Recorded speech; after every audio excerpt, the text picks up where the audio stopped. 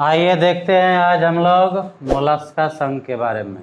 ठीक है, यह जंतु जगत का संघ है मोलस्का संघ, जिसके बारे में हम लोग को पढ़ना है और टू द पॉइंट पढ़ना है, जिससे प्रश्न छूटे नहीं।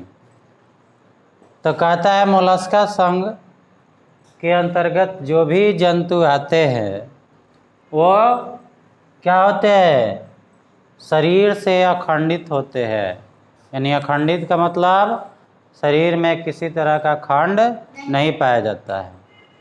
लेकिन और भी इसके बारे में बताया जा रहा है कि द्विपार्श्व सम्मित होते हैं। द्विपार्श्व सम्मित का मतलब जिनके बीच से काटा जाए तो दो बराबर हिस्से प्राप्त हो, यानी पार्ट प्राप्त हो। ठीक है, अब एक प्रक्रिया होती है इनमें कुछ जीवों में, जिसको कहते हैं टॉर्सन। क्या कहते हैं? टॉर्सन। टॉर्सन का मतलब होता है घुमावदार, ऐंठन।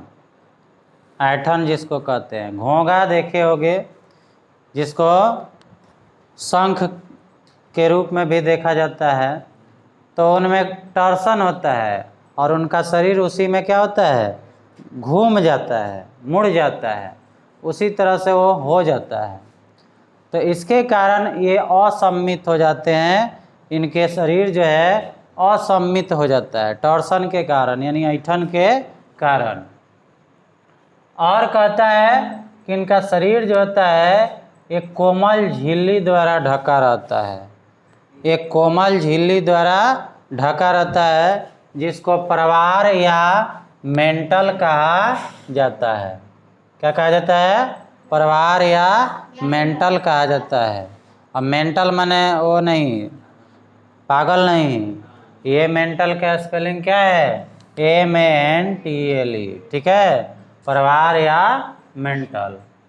इनका शरीर जो है जो एक बाहरी कवच, कवच का मतलब जिससे सुरक्षा होती है, तो कवच से क्या होता है, ढका रहता है, जो बना रहता है किसके? कैल्शियम कार्बोनेट, यानी CaCO3। ठीक है, CaCO3 के द्वारा ये ढका रहता है। उसके बाद कहता है कि जो हृदय होता है इनके पृष्ठ भाग में होता है, यानी पीठ के संपर्क वाले भाग में होता है, और ये हृदय आवरण के अंदर स्थित होता है। हृदय आवरण का मतलब क्या होता है जी?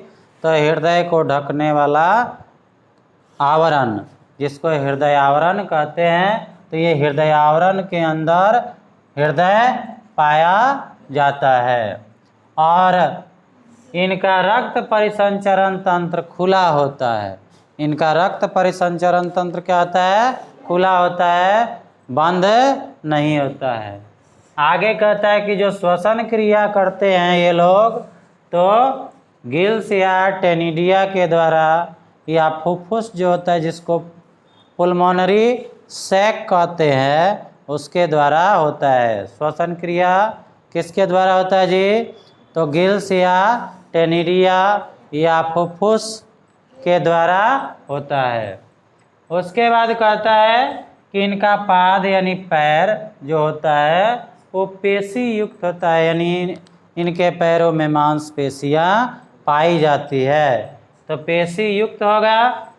ये सामान्यतः एक लिंगी होते हैं। क्या होते हैं जी?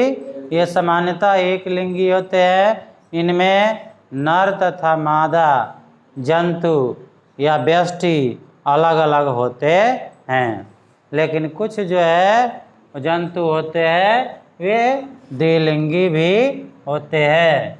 उदाहरण में है इनके काइटन, घोंघा, सीप, ऑक्टोपस, सीपिया, इसके अलावा भी होंगे। इतना आपको जरूर याद कर लेना होगा। ठीक है, एक बार और रिपीट कर दिया जाए तो मोलस्का संघ के जो जीव होते हैं यानी जंतु होते हैं, उनका शरीर अखंडित होता है, यानी टुकड़ों में विभाजित नहीं होता है।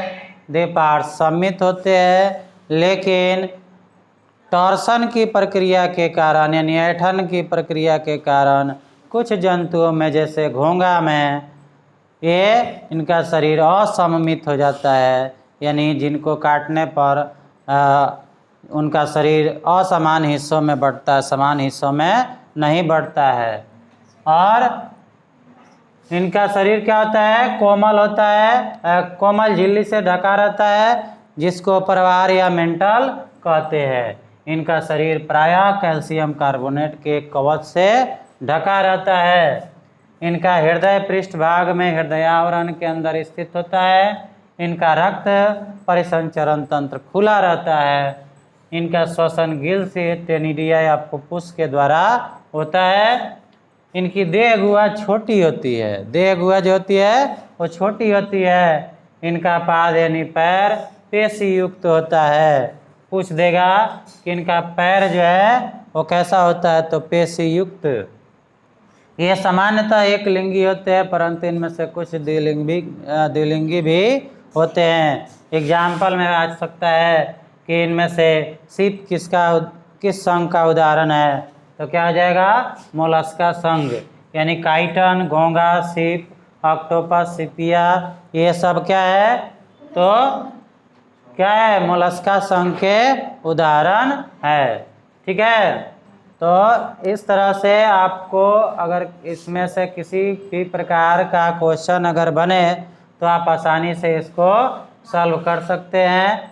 इसको लिखकर याद कर लीजिएगा, ताकि किसी भी तरह का क्वेश्चन पूछा जाए तो आप उसको आसानी से सॉल्व कर सके। ठीक है, तो इस तरह से मिलेंगे अगले वीडियो में। तब तक देखते रहिए मेरे चैनल को, लगातार वीडियो आप लोगों के लिए अपलोड होता रहेगा। अगर जो लोग सब्सक्राइब नहीं किए हों तो सब्सक्राइब कर लेंगे। यह कैसा लगा कमेंट ज़रूर करेंगे, लाइक करेंगे और अपने दोस्तों के साथ शेयर कर देंगे और बेल आइकन को दबाना नहीं भूलेंगे। धन्यवाद।